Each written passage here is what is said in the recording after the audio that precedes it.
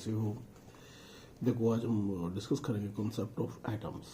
Basically atoms के अंदर आपको क्या क्या टॉपिक्स को कंसिडर करना है। First is alpha scattering experiment, Rutherford model of an atom, इसका पोस्टुलेट्स, इसका failures, then Bohr model of an atom, again इसके postulates and energy levels that is related with the Bohr atomic model and hydrogen spectrum। देखो सबसे पहले हम बात करते हैं अल्फा पार्टिकल स्कैटरिंग एक्सपेरिमेंट की। देखो अल्फा पार्टिकल स्कैटरिंग एक्सपेरिमेंट के बेसिकली बताया किसने था। देखो जो गाइगर एंड मार्सन एक्सपेरिमेंट भी बोलते हैं उसको, एच गाइगर और ई मार्सन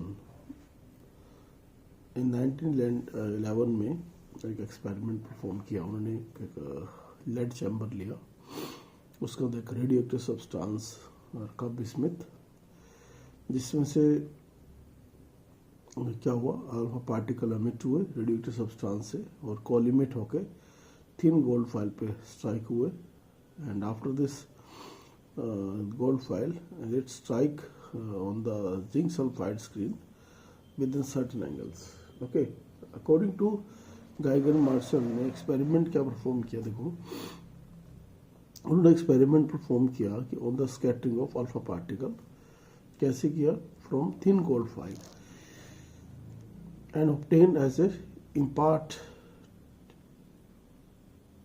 कैसे ऑब्टेन किया as a important insight into the structure of the atom. Okay, basically alpha particle होता क्या है। अल्फा पार्टिकल एक तरह का हीलियम आयन है ना।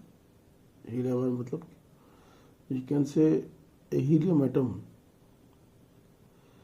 from which both the electrons हमने क्या कर लिए, रिमूव कर लिए। हीलियम एटम में से अगर हम 2 इलेक्ट्रॉन रिमूव कर ले तो क्या बच जाता है, हीलियम आयन हो जाता है। उसी को हम क्या बोलते हैं, अल्फा पार्टिकल बोलते हैं। जो हीलियम आयन के ऊपर जो चार्ज होता है वो होता है +2e एंड उसका जो मास होता है that is nearly 4 times the mass of the proton. Okay, तो एक्सपेरिमेंटल अरेंजमेंट में हमने क्या देखा, जो सिमेट्रिक अरेंजमेंट है गाइगर एंड मार्सन का, उनमें एक हमने रेडियो एक्टिव सोर्स लिया है किसका, अल्फा पार्टिकल का, जैसे बिस्मिथ। उसको हमने किसके अंदर रखा, लेड कैविटी के अंदर, provided with the narrow opening. Okay, then the alpha particle इस सोर्स से क्या हो रहे, कोलिमेट होके इनटू अ नैरो बीम। जो सिमेट्रिक जो अरेंजमेंट है गाइगर एंड मार्सन का, इन विच हमने क्या लिया, एक रेडियो एक्टिव सोर्स लिए जो अल्फा पार्टिकल का है जैसे बिस्मिथ रेडियो एक्टिव सब्सटेंस है, that is enclose in the lead block that is provided with the narrow opening. Okay, the alpha particle from this source are collimated into a narrow beam, just like यहाँ से alpha particle narrow beam की तरह निकल रहा है, कोलिमेट से कोलिमेट हो रहा है and then strike on the gold foil. Okay, the beam is allowed to fall on the thin gold foil। जो gold foil है उसकी thickness कितनी है, about few micrometer, मतलब 2 × 10⁻⁷ माइक्रोमीटर, 2 × 10⁻⁷ मीटर या 0.2 माइक्रोमीटर भी कह सकते हो। अब क्या हो रहे हैं, अल्फा पार्टिकल स्कैटर हो रहे हैं डिफरेंट डायरेक्शन में। देखो यहाँ से स्ट्राइक होने के बाद अलग अलग डायरेक्शन में जा रहे हैं और ये कहाँ पे स्ट्राइक कर रहे हैं, जिंक सल्फाइड स्क्रीन के ऊपर। ओके, द अल्फा पार्टिकल जो स्कैटर हो रहे हैं डिफरेंट डायरेक्शंस में, उसको हम क्या कर रहे हैं, ऑब्जर्व कर रहे हैं with the help of A rotating detector. Okay, यहाँ पे क्या लगा हुआ है, ये रोटेटिंग डिटेक्टर है जो माइक्रोस्कोप के साथ ऐसे डिटेक्टर क्या कर रहा है, अटैच है। Rotatable detector which consist of a, क्या है इसके पास, बेसिकली एक जिंक सल्फाइड स्क्रीन है एंड ए माइक्रोस्कोप। ओके, जब भी अल्फा पार्टिकल स्ट्राइक करता है स्क्रीन के ऊपर, कौन सी, जिंक सल्फाइड स्क्रीन के ऊपर, it provide a tiny flash, एकदम से टाइनी फ्लैश ऑब्जर्व होता है और उसको स्किंटिलेशन कहते हैं। ओके, जिससे क्या पता लगता है, जिसको किसके थ्रू देख सकते हैं, माइक्रोस्कोप के through. Okay, in this way the number of alpha particle scatter करते हैं at different angles that can be counted। Okay, the whole apparatus को हमने किस में रखा हुआ है, enclosed in a vacuum chamber क्यों इसलिए रखा हुआ है ताकि हम बाहर की जो पार्टिकल की जो एयर मॉलिक्यूल के डिस्टर्बेंस से अवॉइड कर सकें। ओके, नाउ अब ये जो डिफरेंट एंगल पे जो स्कैटरिंग हो रही है that can be measured by the rotatable detector with the help of microscope. इसको हमने क्या किया, काउंट किया कि कितने एंगल पे कितने एंगल पे कितने नंबर ऑफ हीलियम जो आयंस है वो स्क्रीन पे टाइनी फ्लैशेस दे रहे हैं। Okay, that can be observe with the help of some graph. Now dear, हमने यहाँ पे ऑब्जर्वेशन क्या देखी, that we have got a graph. जो जिंक सल्फाइड स्क्रीन के ऊपर जो टाइनी फ्लैशेस आ रही हैं, तो फ्लैशेस को हमने काउंट किया with the help of rotatable detector in the microscope, and we draw a graph of number of particle of alpha particle experiment versus scattering angle. Okay, यहाँ पे डिफरेंट डिग्री पे दिखाया और यहाँ पे नंबर ऑफ पार्टिकल्स है। तो इससे हमें क्या ऑब्जर्व हुआ, हमने क्या देखा कि most of the alpha particles हैं वो क्या कर रहे हैं, सीधे चले जा रहे हैं, स्ट्रेट पास हो रहे हैं to the gold foil. Okay, और सफर ओनली स्मॉल डिफ्लेक्शन, वो स्मॉल एंगल पे डिफ्लेक्ट कर रहे हैं। उनमें से कुछ अल्फा पार्टिकल ऐसे हैं that is about 1 in 8,000, 1 is 80,000 that get deflected to 90 degree और more, मतलब कुछ few thousands में से वन है जो क्या हो रहे हैं 90 डिग्री और मोर एंगल से डिफ्लेक्ट कर रहे हैं।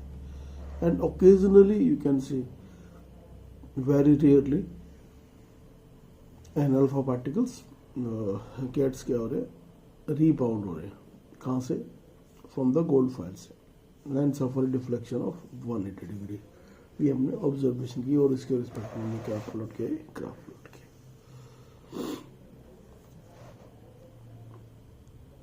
On the basis, now dear, on the basis of this graph we provide some significance on the basis of that result।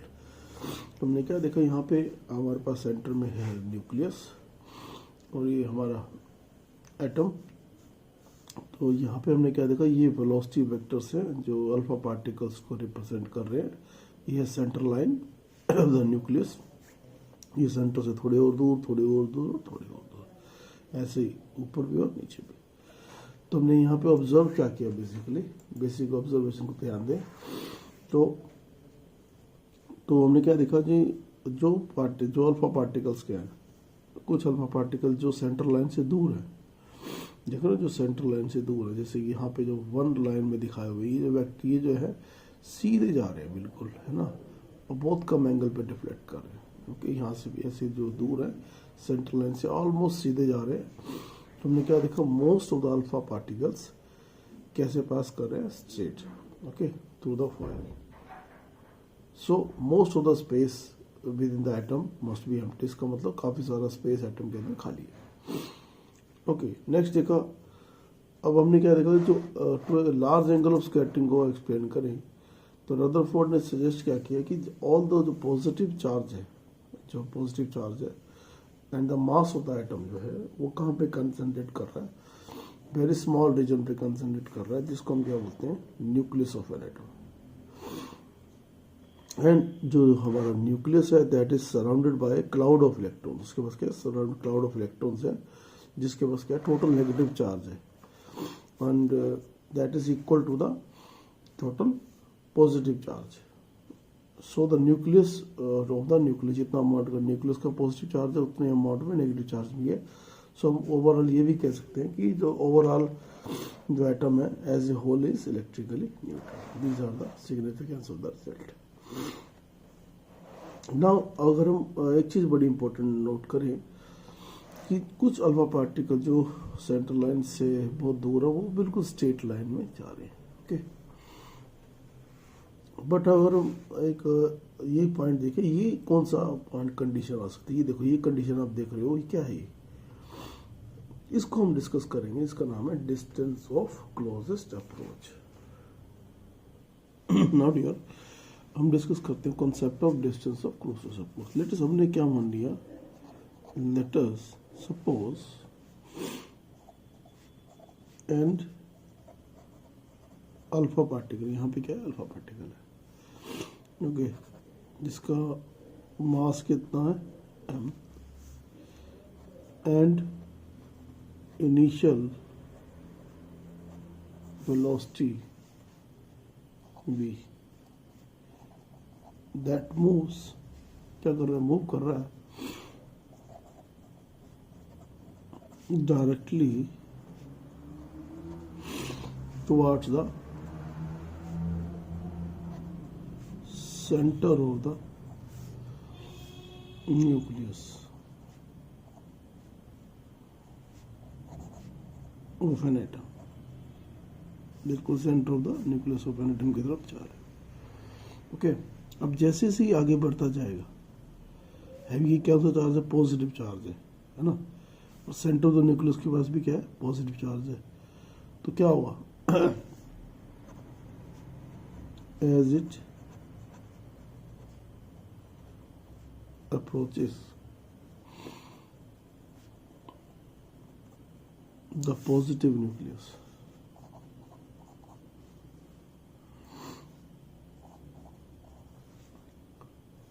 अब जब पास आएगा तो इसको ये पॉजिटिव पॉजिटिव क्या होता है, कूलम्ब रिपल्शन फोर्स लगेगा, न्यूक्लियस क्या हुआ,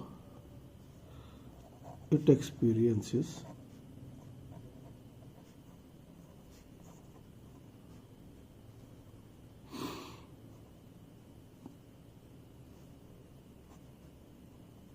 कोलम्बिक रिपल्शन। अब जब रिपल्शन होगा तो जो इसकी काइनेटिक एनर्जी है क्या हो जाएगी, कन्वर्ट होनी शुरू हो जाएगी, किसमें, पोटेंशियल एनर्जी में, and its kinetic energy gets converted into potential energy। Okay, अब एक सर्टेन पॉइंट यहाँ पर आने के बाद अब क्या हुआ, इसके बाद इसके और आगे तो पास नहीं जा पाएगा, क्योंकि ये हैवी पॉजिटिव चार्ज है, ये लाइटर पॉजिटिव चार्ज है ना, एक बार रुक जाएगा अल्फा पार्टिकल। ओके, एक सर्टेन मोमेंट के बाद, एंड देन ड्यू टू इसका रिपल्सिव फोर्स ज़्यादा है तो इसको रिपेल बैक करेगा, तो ये वापस अपने ओरिजिनल पाथ पे आ जाएगा। कितने एंगल पे घूम के, यहाँ एरो देखो 180 डिग्री पे है ना, तो क्या लिखेंगे,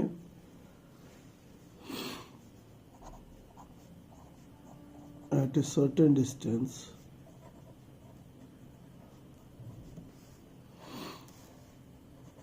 are naught from the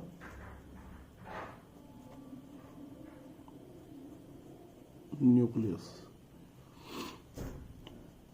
the alpha particle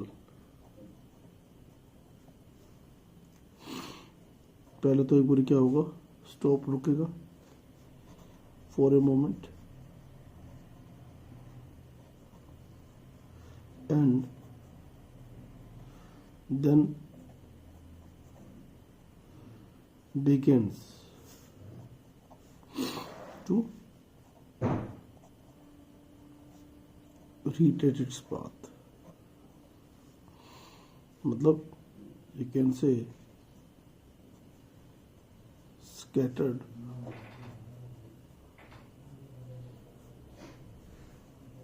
through an angle 180 degree.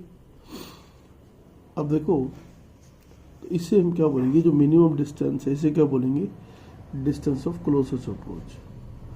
तो इसका मतलब क्या हुआ, ये वो डिस्टेंस हुआ जिस पर्टिकुलर डिस्टेंस पे इस अल्फा पार्टिकल की सारी काइनेटिक एनर्जी कन्वर्ट किस में होगी, पोटेंशियल एनर्जी में। So you can say the distance r naught is called distance of closest approach, closest approach. तो ये वो डिस्टेंस हो गया, you can see at this distance r naught, क्या होगी यहाँ पे, the entire kinetic energy of alpha particle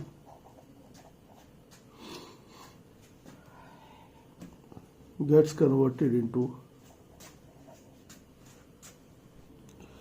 gets converted into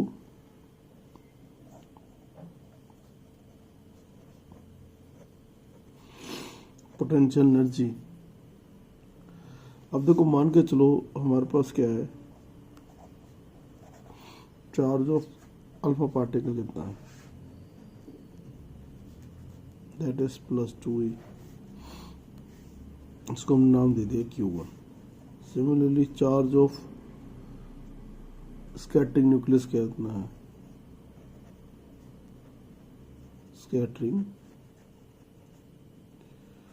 nucleus, that is +ZE। Okay, Z क्या है, that is atomic number of गोल्ड-5,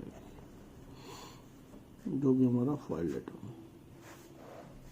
so what is initial kinetic energy of alpha particle?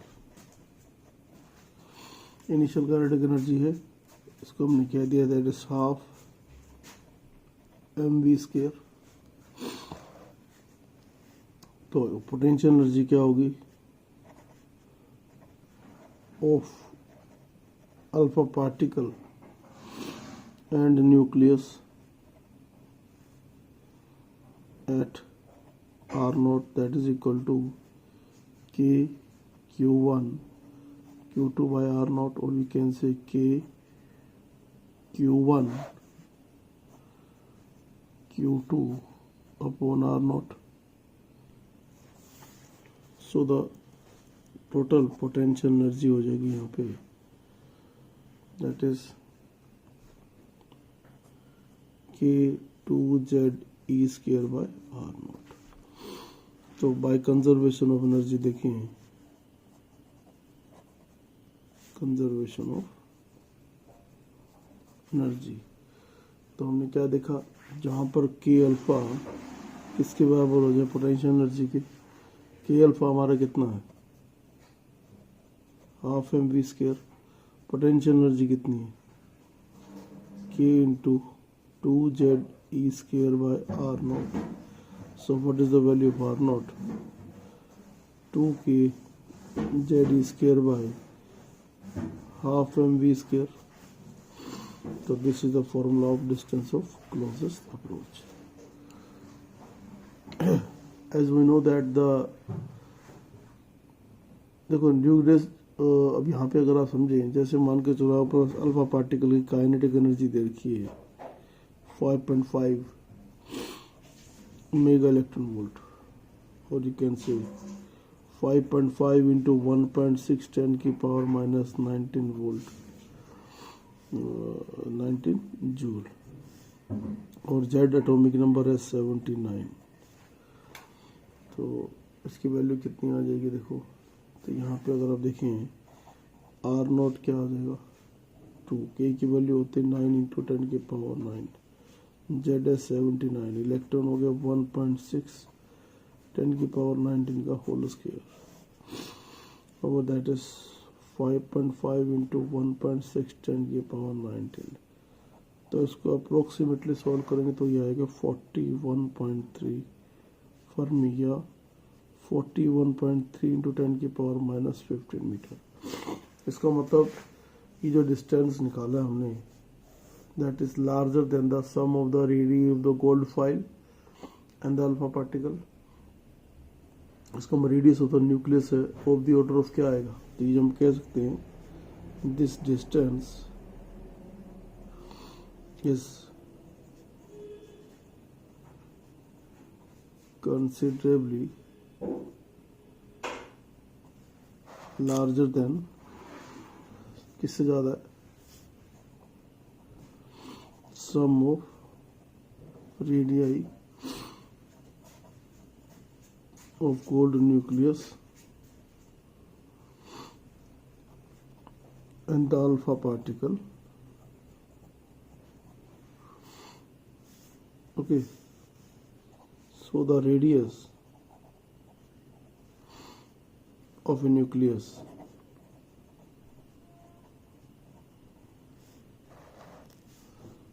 is of the order of क्या होना चाहिए, Fermi होना चाहिए। My dear, देखो what is impact parameter. पहले impact parameter को समझने के लिए हमें एक छोटी सी बात समझनी। जैसे अभी हमने ये पढ़ा कि सेंटर ही हमारा है पूरा आइटम,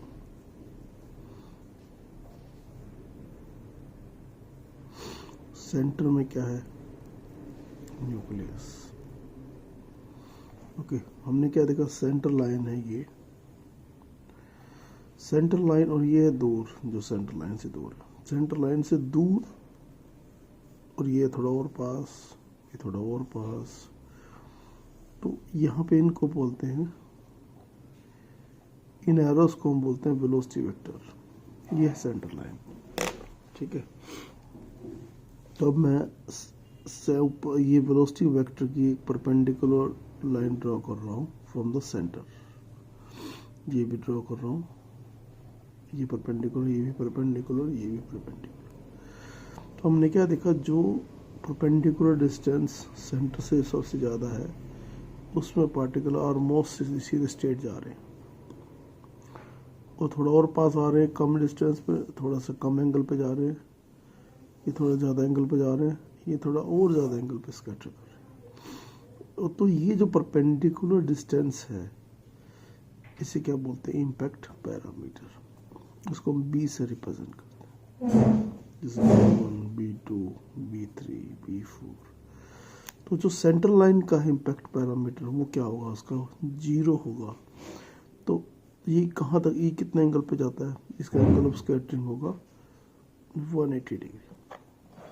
और इस पॉइंट को समझो, तो impact parameter can be defined as a perpendicular distance of the velocity vector of the alpha particle from the center of the nucleus when it is far away from the atom।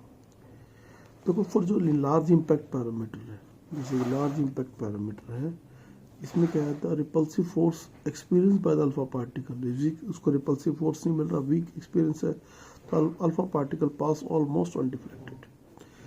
For small impact parameter the repulsive force is large, मतलब जिन पर जो पास होंगे, ये जो पास है इनको repulsive force ज़्यादा मिलेगा, तो ये और पास है तो इनको और ज़्यादा रिपल्सिव फोर्स मिला, तो ये क्या हो गए, scattered through large angle. And for head on collision, head on collision आप यहाँ से देखो, ये सीधा आ रहा है, ये वापस आ रहा है। When the alpha particle just aim at the centre of the nucleus, उसका एम है सेंटर की तरफ जाना, तो इम्पैक्ट पैरामीटर तो यहाँ 0 है। द स्कैटरिंग एंगल कितना है, 180 degree. So the alpha particle is reverse back along the original path. Now dear, what is the Rutherford model of an atom? Rutherford ने अपने मॉडल के अंदर कुछ postulates बताए थे। On the basis of the alpha particle scattering experiment, Rutherford ने अपने postulate दिए थे। Rutherford ने क्या कहा था, वो समझो कि जो एटम है that consists of a small atom क्या है, small and massive center core, small और massive center core है, जिसमें सारा उसका entire positive charge is almost to be concentrated करता है किस whole mass of the atom. इसे क्या बोलते हैं, न्यूक्लियस बोलते हैं। और उसने कहा जो न्यूक्लियस का साइज है वो है 10 की power -15 metre, is very small as compare to the size of the atom, -10 metre. अब उसने कहा कि जो nucleus is surrounded by the suitable number of electron, nucleus क्या है, इलेक्ट्रॉन से सराउंडेड है, सो दैट देयर जो नेगेटिव चार्ज होगा that is equal to the positive charge on the nucleus, so because we can say that atom is electrically neutral। उसने कहा जो electrons revolve करते हैं around the nucleus in various orbits में revolve करते हैं, just as जैसे planets revolve करते हैं सन के अराउंड में। उसने कहा जो सेंट्रीपिटल फोर्स रिक्वायर्ड है फॉर देयर रिवोल्यूशन, जितना सेंट्रीपिटल फोर्स चाहिए for the revolution is provided, कौन प्रोवाइड करता है, that is electrostatic attraction between the electron and the nucleus। That is the postulate given by the Rutherford atomic model। Now dear, what are the drawbacks of Rutherford atomic model? Rutherford atomic model का drawback क्या है? अगर देखो Rutherford atomic model के drawbacks को देखें, कहता है कि according to electromagnetic wave theory की बात करें, an accelerated charged particles must radiate electromagnetic energy। हमने electromagnetic wave chapter में पढ़ा था कि जब accelerated motion of charged particles से electromagnetic wave प्रोड्यूस होती है। अब हमें बताइए जब इलेक्ट्रॉन रिवॉल्व करेगा न्यूक्लियस के चारों तरफ इज अंडर कंटिन्यूस एक्सेलरेशन, उसका भी एक्सेलरेशन कंटिन्यूसली होगा टुवर्ड द सेंटर, तो इट शुड कंटिन्यूसली सेंटर की तरफ होगा, तो इसका मतलब कंटिन्यूसली एक्सेलरेशन है, और एक्सेलरेटेड मोशन होगा तो उसकी कंटिन्यूसली क्या करेगा, एनर्जी लूज करेगा and move in orbits of gradually decreasing radius. जब मूव करता रहेगा तो वो जो जिन ऑर्बिट्स में रिवॉल्व करेगा उसका रेडियस कंटिन्यूसली घटता रहेगा। And the electron should follow spiral path, इससे क्या होगा, इसका स्पायरल पाथ होगा and finally it should collapse into the nucleus. इसका मतलब Rutherford model can not explain the stability of an atom. Another condition हम ये भी कह सकते हैं, जो रदरफोर्ड मॉडल है, हमने कहा an electron can revolve in orbits of all possible radii, electron revolve करता है ऑल पॉसिबल रेडियस में रिवॉल्व करता है, so should it should emit क्या करता है, कंटिन्यूस स्पेक्ट्रम एमिट करता है। बट अगर हम एटम लाइक हाइड्रोजन की बात करें, atom like hydrogen it emits a discrete line of spectrum होना चाहिए, so it cannot explain the stability of an atom. These are the limitation cases or drawbacks of Rutherford atomic model. So इसकी जो limitations Rutherford ने जो limitations थी उसको solve किसने किया, बोर्स के मॉडल ने। तो हम नेक्स्ट लेक्चर में डिस्कस करेंगे बोर एटॉमिक मॉडल।